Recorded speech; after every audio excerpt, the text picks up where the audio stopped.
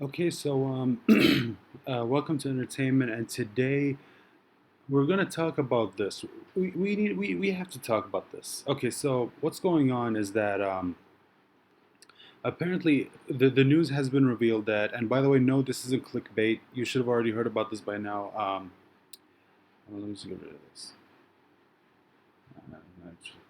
Okay, so what happened is that Marvel and Sony have apparently failed to reach a deal to where they can continue using Spider-Man in the MCU. So apparently, it seems that it's over. Spider-Man isn't in the MCU anymore. He's not. So until Marvel and Disney can reach a deal, apparently it's it. That's it.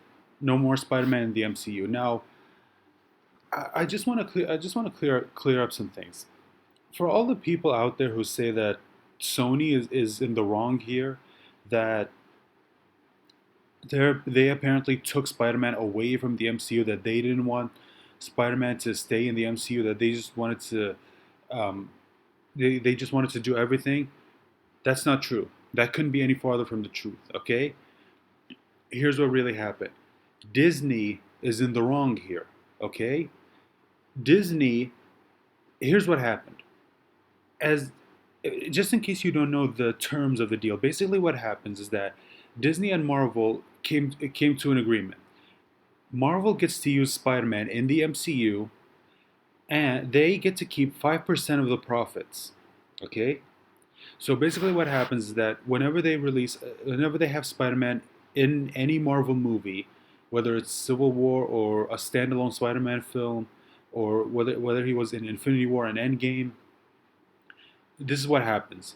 Marvel gets to keep 5% of the revenue, and they also get first dollar gross. So basically, all the money that any movie that has Spider-Man in, or I think this only applies to the standalone Spider-Man movies. I could be wrong, but basically, what happens is that all of the money that each Spider-Man movie makes during the first weekend, Disney gets to keep all of it. Disney gets to keep all of it. And then for the rest of the box office, Sony gets 95% of the profits, whereas Disney gets the remaining 5%. Also, Disney gets 100% of the merchandising profits, which makes sense since they're pretty much putting most of the work, at least when it comes to the creative side. Now, that was good. That was a good deal. But what happened is that Disney went over to Sony and they said, we want to take that 5% and bump it up to 50%. So now they want it to be a 50-50 split. Now, if some of you are thinking, well, wait, what's wrong with that? No, no, no, no. Okay, you don't do this. You don't have a contract with someone to where you agree they get to keep 5% and you get to keep the remaining 95, and then and then when things are going good, you'd expect them to ask for more, and that's normal. That's understandable. But you don't just straight away ask for 50%, multiplying your earnings by 10. A 10, that's a 10 times increase. That's unreasonable. And not only that, they wanted 50% of everything. They wanted 50% of the controlling of the production. They wanted 50%. They wanted 50% of to co-finance each movie, which basically takes away most of the control that Sony has over these movies, or most of the controlling interest. And this is just it's unreasonable. And by the way, it's not just for a Spider-Man movie. They get 50% of all of Sony's movies, or at least every movie that involves any character in the Spider-Verse. So if there was a sequel to Venom, Marvel would have like 50% over it, whether we're talking whether we're talking co-financing or producer credits, or even just anything, and that's completely unreasonable. Sony couldn't take that deal.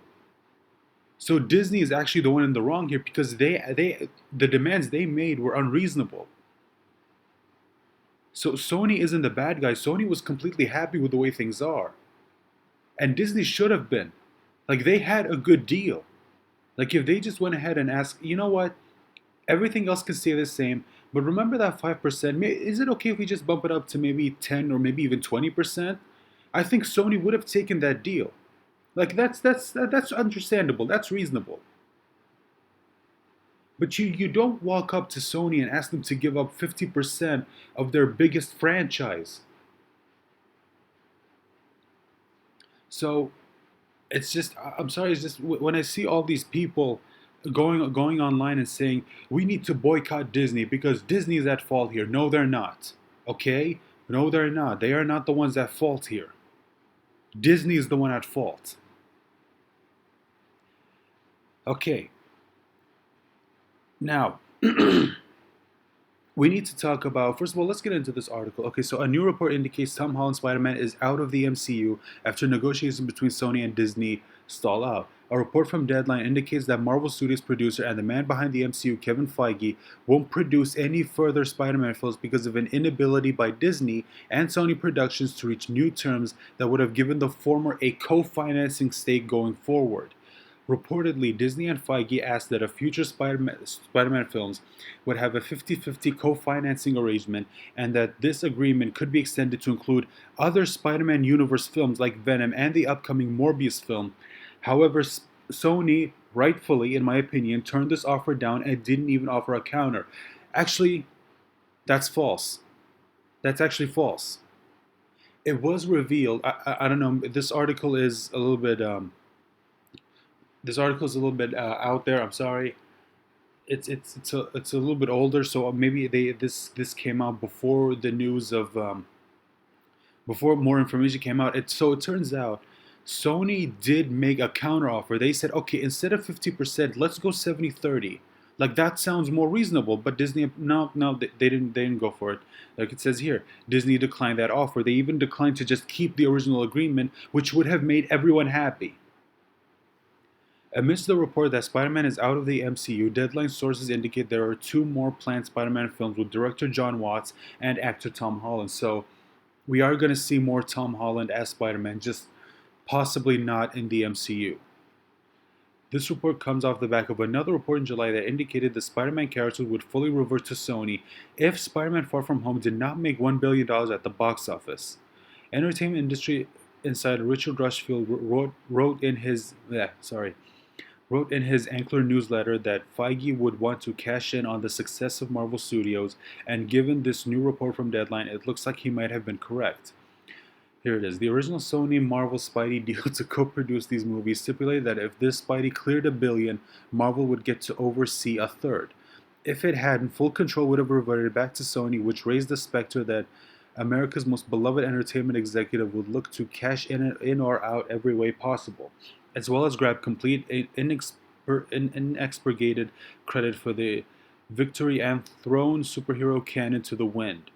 Not something he was ever a fan of in the first place. Yeah, it's true. I mean, if you think about it, um, Marvel, the way after Far From Home, the way they left it, it seems like they can't go on without ever mentioning Spider-Man because Spider-Man wasn't just he. It's not like he just had his own spin-off movies and that was it. No, he was in Infinity War. He was in Endgame. Other characters have seen Spider-Man. They know about Peter Parker. Captain Marvel even knows about Peter Parker. Like they can't just continue on and pretend as if Spider-Man or Peter Parker never existed. Like that would bring up so many continuity issues. Which, if you know me, you know that I am not a big fan of continuity issues. To me, it pisses me off whenever you find that in any story, not just in the MCU. It was feared he would have tossed Spidey and Venom together for a quickie mashup that very potentially could have sunk both.